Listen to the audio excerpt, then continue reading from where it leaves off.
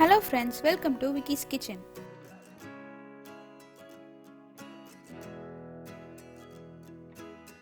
இன்னும் நீங்க என் சேனலுக்கு சப்ஸ்கிரைப் பண்ணலனா மறக்காம சப்ஸ்கிரைப் பண்ணிடுங்க.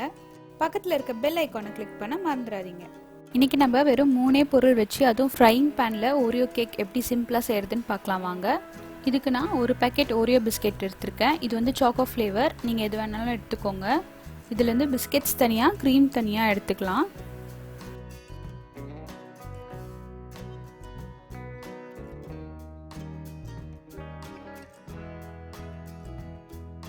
இப்போ நம்ம இந்த பிஸ்கட்ஸை நல்லா அரைச்சு எடுத்துக்கலாம்.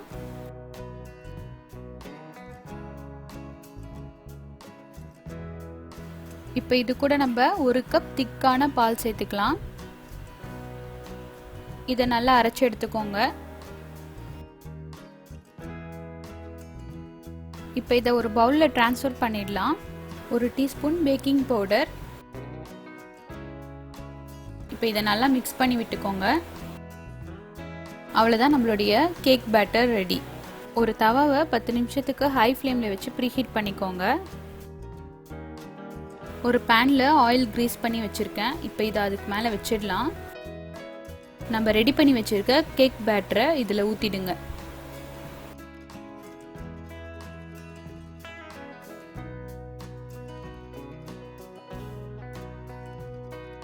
இதை மூடி வச்சிடுங்க. ஒரு 7 நிமிஷம் போல் இருக்கட்டும்.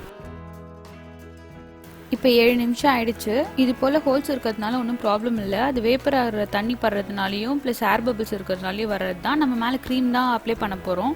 இது போல் எதுவும் ஒட்டாமல் வரணும். இது இப்போ நல்லா ஆறட்டும்.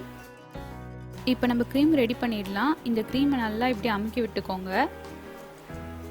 இது கூட நான் melted chocolate 1 table spoon use பண்ணுறேன். நீங்கள் அது இல்லைன்னா பரவாயில்ல, திக்கான பால் யூஸ் பண்ணிக்கலாம். இப்போ இதை நல்லா பீட் பண்ணிக்கோங்க. இது போல் வரணும். இப்போ நம்ம கேக் நல்லா ஆறிடுச்சு. இது ஒரு பிளேட்டில் ட்ரான்ஸ்ஃபர் பண்ணிடுறேன். பாருங்கள், பேனில் எதுவுமே ஒட்டல, ஈஸியாக வந்துடுச்சு. இப்போ இது சைட்ஸை கட் பண்ணிக்கலாம்.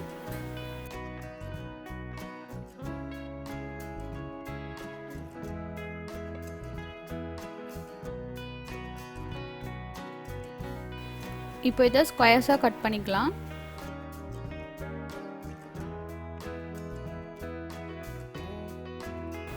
நம்ம இதை டெக்கரேட் பண்ணிக்கலாம். ஃபஸ்ட்டு ஒரு பீஸ் கேக் வச்சிடுறேன்.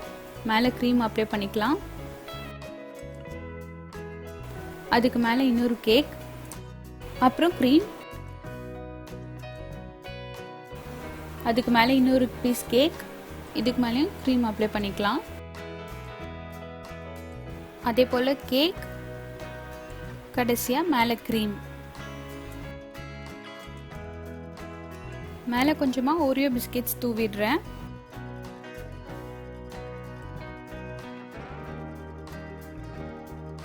ஃபைனலாக மேலே பிஸ்கெட்ஸ் வச்சிடலாம். அவ்வளோதான், நம்மளுடைய ஓரியோ கேக் ரெடி. ரொம்பவே சிம்பிள் அண்ட் டேஸ்டியாக இருக்கும். இதை கண்டிப்பாக ட்ரை பண்ணி பார்த்துட்டு உங்களுடைய கமெண்ட்ஸ் என்னோட ஷேர் பண்ணுங்கள். தேங்க்யூ.